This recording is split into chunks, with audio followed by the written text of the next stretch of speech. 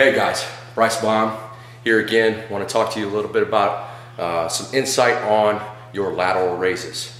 A little bit about what's going through my head when I'm doing a set like that. First thing is, I'm using a weight that I absolutely know that I can handle. It's not going to overwhelm me, because that gives me the ability to control my tension. Throughout the whole movement, I can always create more tension, but if I have a weight that's too heavy and it's overwhelming me, I can't even think about tension. All I can think about is surviving. So first point, pick a weight you can handle. Second point is, think about what's called your moment arm.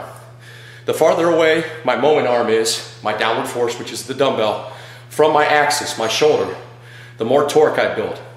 The more torque that I build, the more tension that's created in the muscle.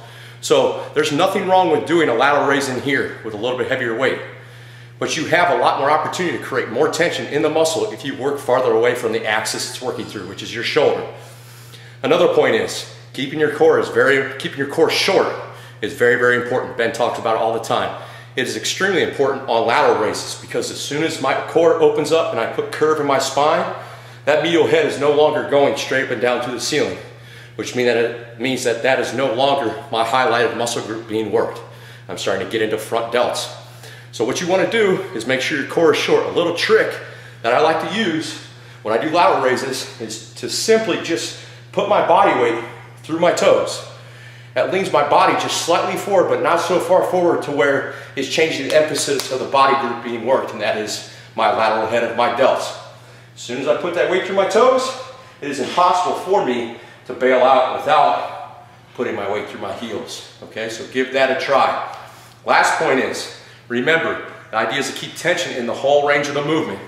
I like to come about 90 degrees or a little bit higher, and that's it. Okay, there's no need to go any higher. You're going to start to pull traps into it.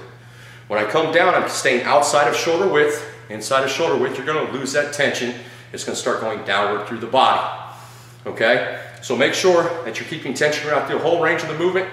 In addition, initiate the working muscle from the bottom. So if you pay close attention, and if you didn't see it, go back and take a look at it earlier in the video. I was pre-engaging my delts. I'm squeezing first. I'm keeping my frame tight all the way through my chest.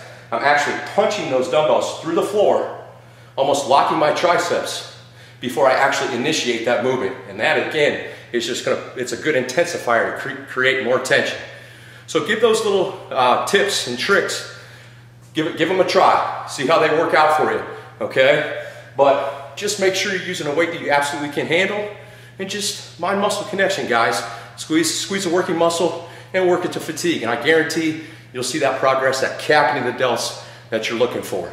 Thanks for tuning in, guys. More tips to come. Don't forget to check out the MI40 Nation YouTube page and my YouTube page. Talk to you guys soon. Take care.